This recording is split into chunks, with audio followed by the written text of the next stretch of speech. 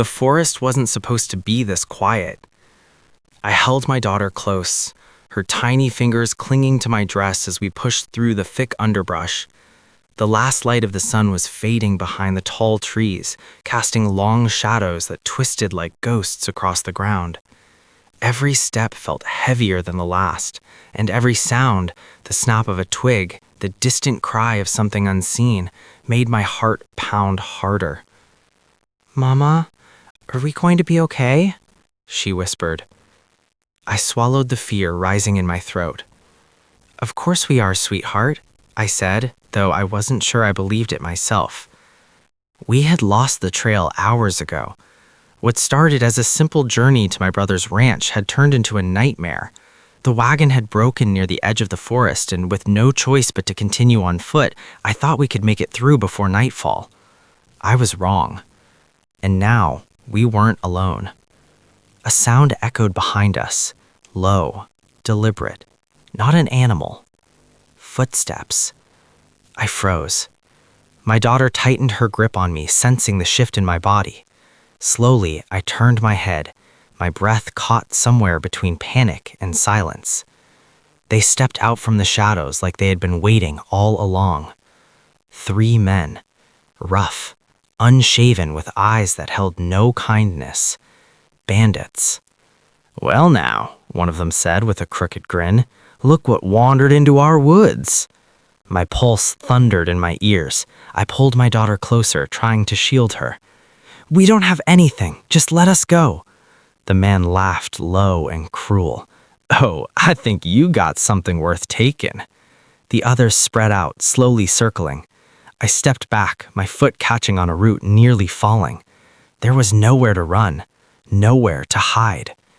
And then, a gunshot cracked through the air. Everything froze.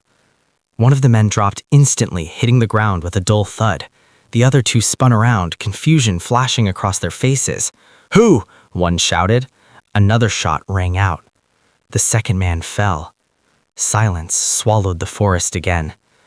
The last bandit panicked, reaching for his weapon, but he never got the chance. A figure emerged from the trees, moving like a shadow. Calm, precise, unstoppable.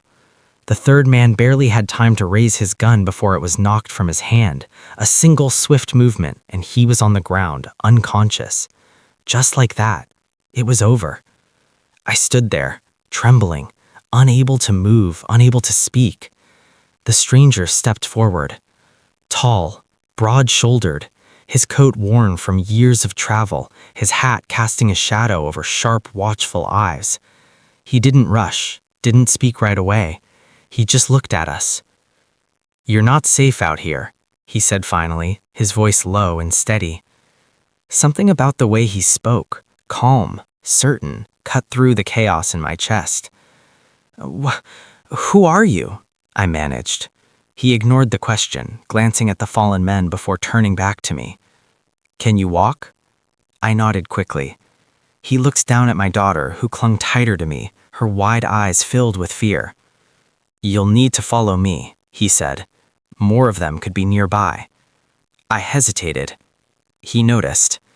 If I meant you harm, I wouldn't have stopped them. I knew he was right. So I took a breath and nodded. He led us through the forest with a quiet confidence, like he knew every path, every hidden turn. The darkness deepened, but he moved as if he could see through it. After what felt like hours, we reached a small clearing. A cabin stood there. Simple, worn, but solid. Safe. "Inside," he said. I didn't argue. The warmth of the fire inside hit me instantly, and for the first time since the nightmare began, I felt my body begin to loosen. My daughter stayed close, her hand never leaving mine. The man poured water into a cup and handed it to me. "Drink." I did. "Thank you," I said, my voice softer now. "You saved us." He gave a small nod like it was nothing. "Get some rest," he said.